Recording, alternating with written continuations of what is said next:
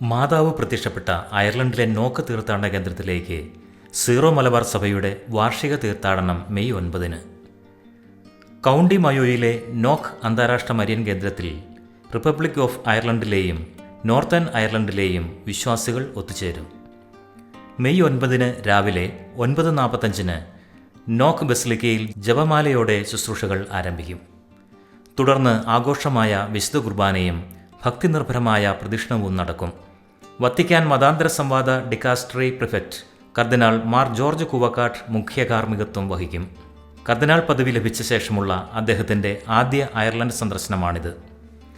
Zero Malabar സഭയുടെ യൂറോപ്പിലെ apostolic visitator bishop Mar Stephen Chirappanath, Ireland national coordinator father Joseph Oliyakkattu തുടങ്ങിയവർ തീർത്ഥാടനത്തിന് നേതൃത്വം നൽകും. 1879 ഓഗസ്റ്റ് 21-നാണ് നോക്കിൽ പരിശുദ്ധ മാതാവും യേശുപിതാവും യോഹന്നാൻ സ്ലീഹായും പ്രത്യക്ഷപ്പെട്ടത്. സഭ ഔദ്യോഗികമായി അംഗീകരിച്ച ഈ പുണ്യഭൂമിയിൽ വിശുദ്ധ ജോൺ പോൾ രണ്ടാമൻ മാർപ്പാപ്പയും ഫ്രാൻസിസ് മാർപ്പാപ്പയും സന്ദർശനം നടത്തിയിട്ടുണ്ട്. എല്ലാ രണ്ടാം ശനിയാഴ്ചകളിലും നോക്ക് തീർത്ഥാടന കേന്ദ്രത്തിൽ രാവിലെ 10 മണി മുതൽ മലയാളത്തിൽ കുമ്പസാരത്തിനുള്ള സൗകര്യവും തുടർന്ന് 12 മണി മുതൽ ആരാധനയും വിശുദ്ധ കുർബാനയും ഇവിടെ നടന്നുവരുന്നു. സീറോ മലബാർ വൈദികരുടെ സ്ഥിര സേവനവും ഇവിടെ ലഭ്യമാണ്.